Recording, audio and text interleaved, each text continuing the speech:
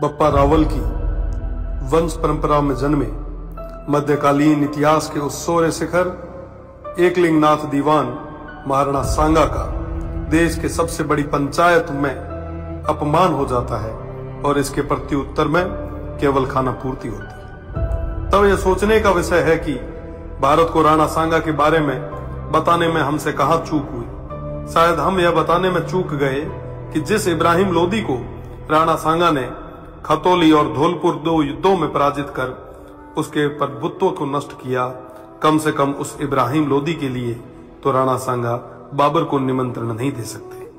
1519 में गागरोन के युद्ध में मालवा के सुल्तान महमूद खिलजी को 3 माह बंदी बनाने वाले, ईडर के युद्ध में गुजरात के मोहम्मद शाह की सेना को पराजित करने वाले, दिल्ली, मालवा और गुजरात की संयुक्त सल्तनतों को हराने वाले तत्कालीन भारत के शक्तिशाली शासक राणा सांगा को कहां जरूरत है किसी विदेशी को आमंत्रित करके सहायता लेने की। दौलत खान लोदी जैसों के निमंत्रण पर आए बाबर के विरुद्ध मेवाड़ के आसपास के शासकों ने राणा सांगा के झंडे के नीचे बाबर जैसे आक्रांताओं से लोहा लिया। जिस राणा सांगा के साथ आमेर से पृथ्वीराज जी कछवाहा, बीकानेर से कल्याणमल जी, जोधपुर से मालदेव जी, मेड़ता से मीराबाई जी के पिताजी रतन सिंह जी व वीरमदेव जी, ईडर से भारमल जी, बूंदी से नरबत जी हाड़ा, सिरोही से अखेराज जी देवड़ा, सादड़ी से झाला अजय जी, चंदेरी से मदीनी राय प्रतिहार जी, हसन खान मेवाती सहित आसपास के सभी सरदारों का सहयोग हो, उन महाराणा सांगा को किसी विदेशी की सहायता की आवश्यकता नहीं। इस संयुक्त मोर्चे के बल पर राणा सांगा तत्कालीन भारत के सबसे शक्तिशाली शासक बने। फलस्वरूप स्वयं बाबर ने राणा सांगा को अपना सबसे बड़ा शत्रु बताया।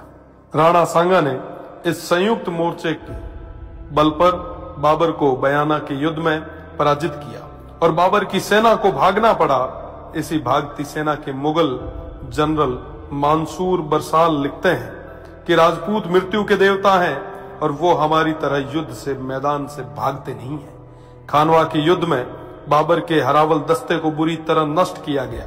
इस युद्ध में क्षत्रिय तलवारों का पहली बार तोपों से सामना हुआ।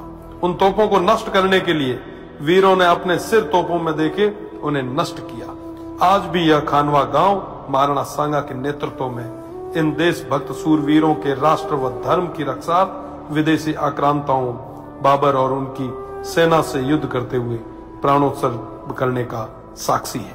राणा सांगा न केवल वीर थे बल्कि सभी धर्म और पंथों का सम्मान भी करते थे। राणा सांगा उत्तर भारत के स्वाभाविक नेता बन के उभरे।